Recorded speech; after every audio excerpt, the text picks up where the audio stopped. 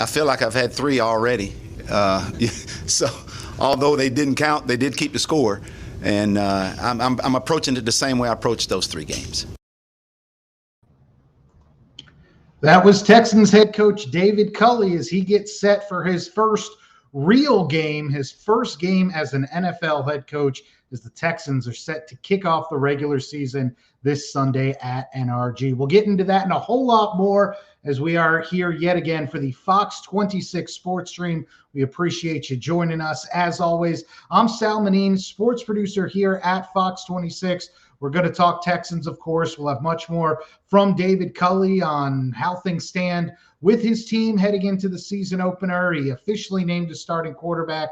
No surprises there, so we'll get into that. We'll talk a little bit about the Astros, who are set to have first pitch any minute now up at NRG, just about 3 minutes away from first pitch between the Astros and the Mariners. Houston clubbing Seattle last night inside the juice box, trying to keep them at bay as the Mariners came in as one of the hottest teams in the American League. And then, of course, we got to talk the big news in the college football world. The season officially began over the weekend, and it looks like things are heating up in terms of Big 12 expansion, and the University of Houston Cougars finally getting their wish, and it looks like they will be a member of the Big 12. It's no longer a matter of if, but when, so we'll have the latest on all of that. However you're joining us, you can find us, as always, on our Facebook page, on our YouTube channel, or on our website, fox26houston.com. Of course, we'll have much more for you tonight on Fox 26 News at 9. And as always,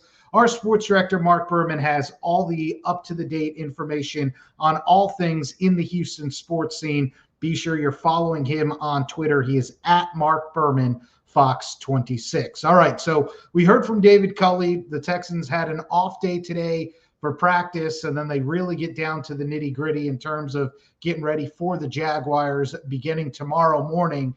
And it's going to be a first for so many players that are going to be on the field at NRG Stadium. Noon kick at NRG, and obviously you have a first-time head coach in David Culley and his whole staff. You have a first-time NFL head coach in Urban Meyer, finally leaving the college ranks and taking over as the Jags head coach. And then you're going to have new quarterbacks for both teams. Tyrod Taylor officially named the starter for the Texans. No surprise, he was getting nearly all the reps with the first team during training camp, was starting all the preseason games. So no Deshaun Watson expected at all. Obviously, depending on how things go with Tyrod, maybe eventually at some point this season, you see David Mills get a chance to start, but by all indications, David Culley's going to give Tyrod Taylor the chance to go out and run this team until things are just not going any smoother for them. And who knows, with what the Texans have on paper, it may not be that long before they turn to the rookie Davis Mills and give him a look. But Tyrod Taylor, the veteran, will have a chance to go out there and keep his hold on the number 1 job. And of course, the number 1 overall pick from this most recent NFL draft will be lining up under center on the other side. Trevor Lawrence will get the start for the Jaguars. So in terms of the 17-game schedule that the Texans have, this is one of the ones, if you're going to look and say, where are they going to get wins? Where does this team possibly avoid going 0-17? You have to think, with a rookie quarterback as talented as Trevor Lawrence, if you are at home in your season opener going up against a first-time NFL head coach and a rookie quarterback, this is as good a shot as any that the Texans will have to possibly come away with a win. Again, this team's probably going to be lucky to win 3 or 4 games. Obviously, we know there's a reason they play the game any given Sunday. Anything can happen. All the different cliches that are out there. But in terms of what we know based on the roster and what these guys, the players on the roster, did most recently, there's a reason that nearly everybody in the league is in agreement that talent-wise, the Texans probably have the least amount of talent, both offensively and defensively, in the league. So we'll get our first chance to see everybody in extended minutes when it actually counts Sunday afternoon. As for what you can expect, since you only saw a little bit of the ones in those 3 preseason games. Here's what David Culley had to say about what his game plan is in terms of how much you can really extrapolate based on those few glimpses in the preseason. 3 preseason games have been important for that reason, because what ended up happening is what we showed that when we were in the game. I mean, that's who we are, and we feel the same way with them playing their 3 preseason games. We're not going to do anything any differently than we've done during those preseason games. Just hopefully what we did, we do better. So again, it's going to be a new system for the Texans and also for Jacksonville, which is what you heard David Culley alluding to there. So take from it what you will in terms of, he says, what you saw in the preseason is what you're going to get on Sunday. Obviously, there's probably a little bit of coach speak in there, but at the same time, as we just pointed out, it's not like there are playmakers tripping over themselves up and down this roster that you can say, all right, well, they were purposely keeping things under wraps, so they didn't want to let player X, Y, or Z let him get loose and really go wild during the preseason. So you have to think with that stable of running backs that they have and an offensive line that is still a work in progress. David Culley did say that Laramie Tunsil is off the COVID list, and they expect that he will be ready to go. Obviously, Marcus Cannon is still working his way back from an injury during the offseason, and so it's going to be a work in progress as far as that O-line. So given that, you're probably going to see a run-heavy offense, but at the same time, if the Texans are playing a lot of games from behind, you have to wonder at some point, do they have to air it out? And you have to see what Tyrod Taylor can do. And that's something that the coaches have pointed out with one of the many reasons they have gone with the veteran, given the uncertainty surrounding Deshaun Watson and whether he is eligible to play, and then secondarily, if he is even willing to play for the Texans. One of the reasons they're going with Tyrod Taylor is not only has he been in the league for more than a decade, but he can extend plays and he can do some things with his legs, not just design runs, but also extending the play, keeping the play alive. And you have to think, even based off what you saw the last few seasons, when you had a healthy Deshaun Watson out there, this was an offensive line that was still giving up a lot of free rushes to the quarterback. And so you need somebody who has that dual threat capability to try to extend plays and make something happen. So we mentioned that Tyrod Taylor is officially the starter. Here's what David Culley had to say about why he's going with the veteran, and a veteran with whom he has experience. Well, Tyrod Taylor will start for us at quarterback, for sure. The thing about him is that he's always been a guy that's not a very vocal guy, but he's, as a quarterback, he's the first guy in here, he's the last guy to leave. Our players see that with him. That's what you expect out of that position. And I have seen him, of course, I hadn't been with him for the last 2 years, last 3 years, but I have seen him a little bit more going into his 11th year now. I've seen him a little bit more vocal than he has been. You know, he's gone through some things the last 2 years, and I think those experiences have helped him to this point to be able to put him in a position to help lead our football team as he did 3 years ago when I was with him in Buffalo. And when Tyrod Taylor was the starter in Buffalo, he ended a lengthy playoff drought for the Bills. He didn't have numbers that lit up the screen or put up video game type numbers, but he was able to get the job done. And before a very bizarre and an injury situation that I'd never seen before last year, he was slated to be QB1 for the Chargers. So there's a lot of folks around the league that believe Tyrod Taylor can move the chains, can do some things for you. And again, as we've pointed out ad nauseum, even when the Texans had not just good, but exceptional quarterback play as they did last year under Deshaun Watson, they still were just a 4-win football team. And that was with him having statistically one of the greatest seasons that you've seen a quarterback have over the course of 16 games. So I know some people around town have alluded to, well, Cam Newton's on the market. Why don't you go get him, a former MVP, taking a team to the Super Bowl? That was 2015. Cam Newton has a lot of mileage on those tires now. And if Bill Belichick says, nope, I've seen enough, I'm ready to go with the rookie, you have to wonder, if you're the Texans, does bringing in Cam Newton do that much more for you other than saying, all right, you have a recognizable name, a Heisman Trophy winner, a former MVP. Maybe that puts a few more butts in seats or helps sell tickets or something like that. But the Cam Newton that you're getting in 2021 is not the one who led the Panthers to the Super Bowl in 2015. And that's before you even get into whatever off the field question marks you may or may not have about, well, is he a distraction or not? I don't buy too much into that. Enough players and coaches who have been around Cam say enough positive things about him, but then you do have the whole situation with his unvaccinated status. And so do you want to bring in a new quarterback this late into the season, or if it even does get to that point further on down the road and then somebody catches COVID and then gives it to everybody else in the room, all of a sudden you could be without a quarterback as you are getting ready to play a particular week. So one of the many hurdles that teams are going to be thinking about, not just with Cam, but with any undraft or any player who they want to potentially bring in as a free agent. You've heard some coaches reference vaccination status. Does it matter? Does it not? But you have to think that it's something they're at least going to think about, given the fact that if a unvaccinated player tests positive, he's out for 10 days, point blank, no questions asked. If a guy's vaccinated and tests positive, then he's given the chance to come up with 2 negative tests in the days leading up to a game, and then he can come off the COVID list and be back to play.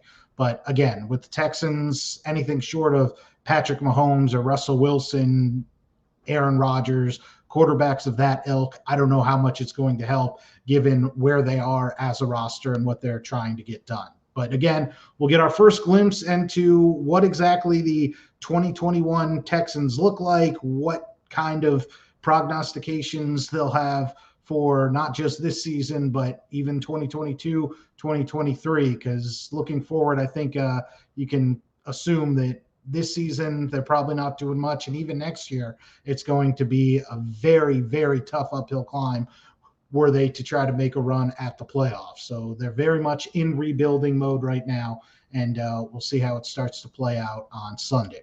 All right, shifting gears to college football. Of course, the big news locally is the expansion of the Big 12 Conference, and all the reports have been out there for more than a week now that it is fait accompli, that U of H is going to finally, after some 25 plus years, finally get a chance to join the Big 12, that the Big 12 is expected to any day now formally issue invitations to not only the University of Houston, but also to Cincinnati, BYU, to round things up and get them to 12. And so leaving the American Athletic Conference, going to the Big 12, there would finally be 12 teams in the Big 12. This is what it would look like. Oh, I forgot to mention Central Florida.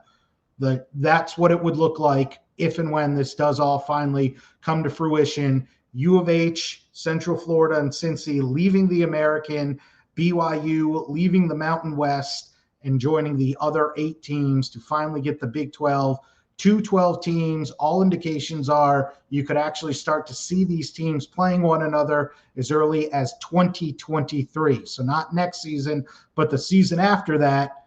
And then it's a matter of, do Texas and Oklahoma get out and join the SEC sooner than that, or do they stay and fulfill their contractual agreement with the Big 12, which would lead them to play the 2023 and 2024 seasons with the likes of UH, UCF, BYU, and Cincinnati. So today, the UH Board of Regents met and they officially gave the chancellor the power. Basically, it was just a procedural thing that now Dr. Reno Couture, the chancellor of U of H, has the official power to change, negotiate, do whatever needs to happen in terms of what conference U of H is a member of. And so, as I mentioned, it seems to be just a matter of days before the formal invitations come out, and then we will see how soon these teams all start to actually play one another. From a football perspective, how much does this really move the needle? If you want to say Power 5 conference, perhaps, sure, if that's your contention. I don't know that this conference, looking at it, even with the addition of 4 new teams, is that much better than some of the other quote unquote group of 5 schools. But obviously we've seen some of these schools in recent years have done some impressive things in terms of rankings and where they go in postseason bowl games. None of them have made it to the college football playoff, but as that expands, is it better to be in this grouping than what you currently have if you're U of H in the American? Sure. But the SEC, the Big Ten, the ACC, and the Pac-12 are all still ahead from a football perspective, are all still stronger top to bottom conferences than what you have right here. But obviously, how does things change with all of these schools in terms of now being in a bigger league, so to speak, and what kind of television deal are they able to negotiate with the various networks whenever the Big 12's current deal runs out after the 2024 season? We'll see. From a basketball perspective, this just became a much more difficult league to try to win if you're a fan of U of H, or really of any of these teams. In terms of just men's basketball, because obviously women's basketball, you look at Baylor as one of the premier programs in the country. Men's basketball, you're looking at some of the best coaches and programs in the entire country. Obviously, the Bears are the reigning national champs. U of H went to the Final Four a year ago. If you were to take these 12 teams, 7 of them made it to the men's NCAA tournament just a year ago. So anytime you have a 7-team league, that's old Big East, ACC type numbers.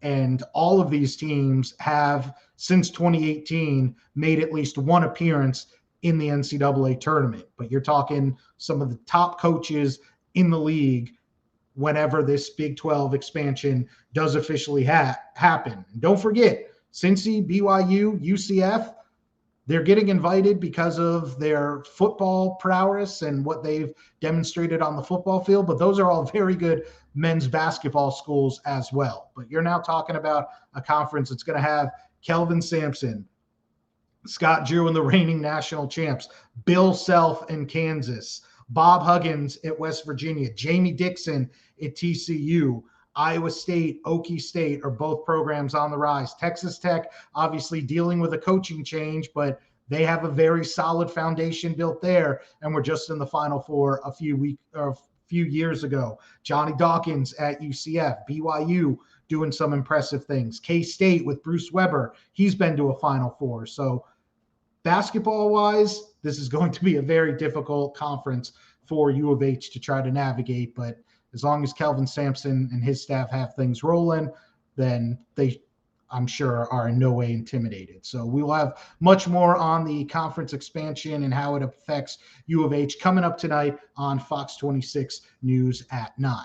All right, before we get out of here, do want to talk a little bit about the Astros. Again, they're back at home hosting the Mariners after absolutely clobbering them last night, and the Mariners were doing all they could to help the Stros, just kicking the ball all over the place, not making routine plays on pop-ups, not running the bases well. But the Stros are able to take care of business when they need to.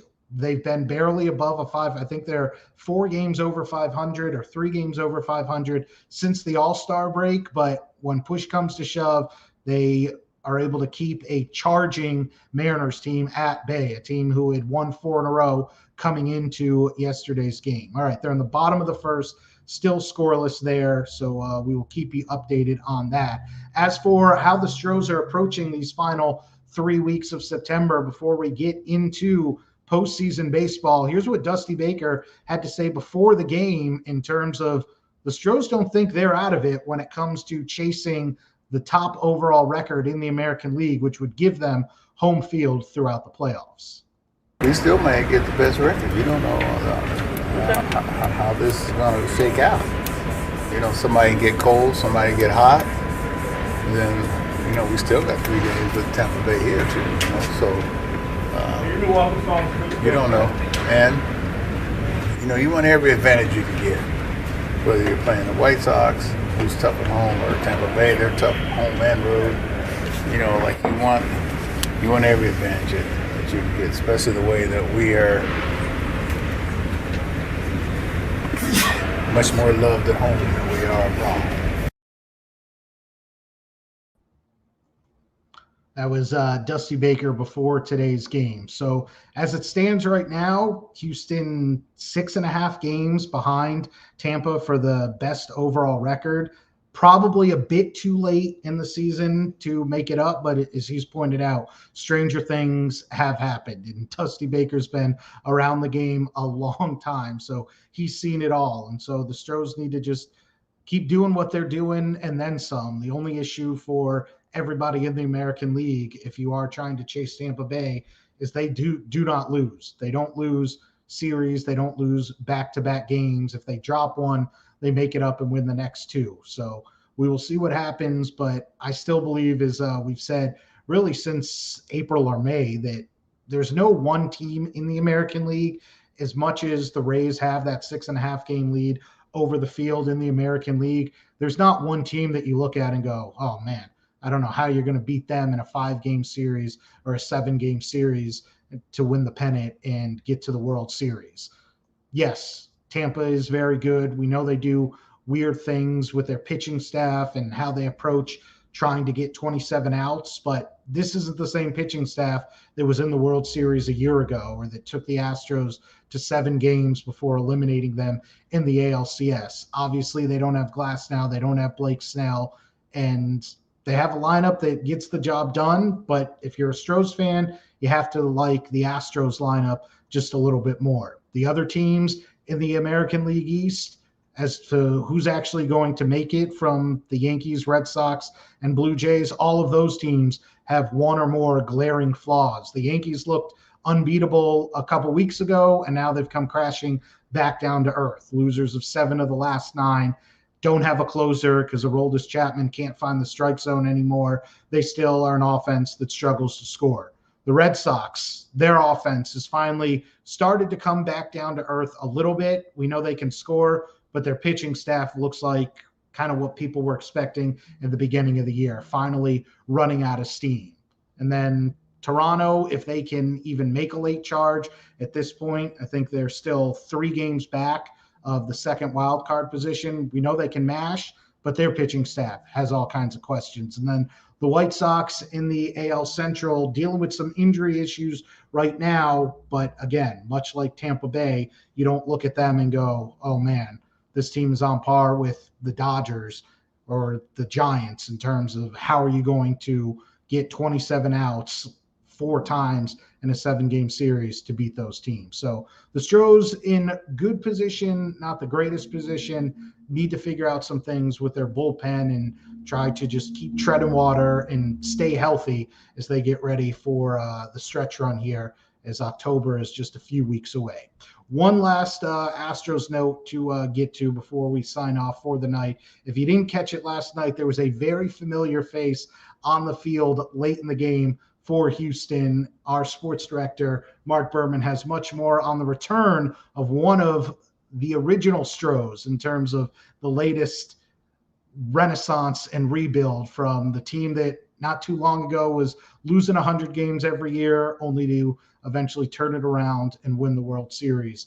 It's a name that you'll recognize if you're an Astros fan. After 2 seasons with the Twins and this year with the Red Sox, Marwin rejoins the team where he made his name. It feels great, man. It feels great. I'm really happy. My family is really happy I'm here. All friends, all brothers, and I mean, I didn't think I was gonna be back here like soon. I thought I wanted to play here at the end of my career, but I mean, I didn't know it was gonna be this soon. But I mean, happy for the opportunity. It feels amazing, man. They're like my brothers. We never lost contact. We always were in touch. Fans here are great. Started my career here. All the support that they gave me through all the years, and I was out of here for 3 years, and they were still rooting for me. Every time I came here, I felt welcome, and I feel like I was playing home every time I came here with the Twins and the Red Sox. So that's special. Marwin enjoyed watching the Astros playoff runs the last 2 years. I was kind of rooting for them when my team was done, obviously. And I was rooting for them, and I enjoy they're just how successful they're being in the last couple of years, and to come here and try to do the same, and it's special.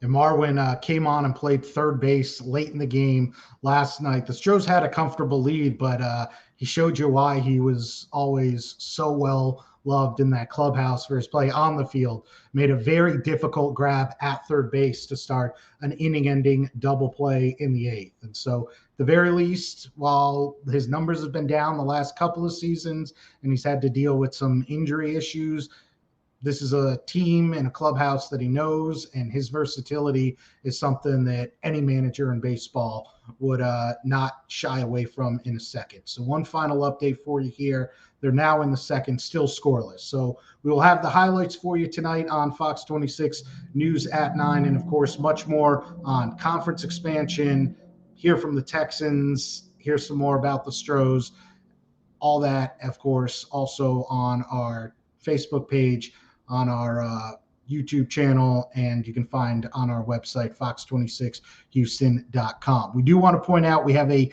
very big weekend for you at Fox 26 from a sports perspective. Saturday, you don't need to leave your couch. You can just leave it on Fox 26 all day, starting with a huge game, Pac-12 Big Ten, starting at 11 o'clock, Oregon against Ohio State. That rolls right into A&M, has its first test of the year as the Aggies go on the road to take on Colorado. Then the Yankees against the Mets, celebrating the 20th anniversary of 9/11 at 6:30. And then it all leads up to Stanford USC to close out the night. So a very busy weekend from a sports perspective on Fox 26 this Saturday. As always, you can follow our sports director, Mark Berman, on Twitter for all the latest updates. He's at Mark Berman, Fox 26. He will see you at Fox 26 News at 9. I will see you all again next week. I'm Sal Manine. We'll see you then.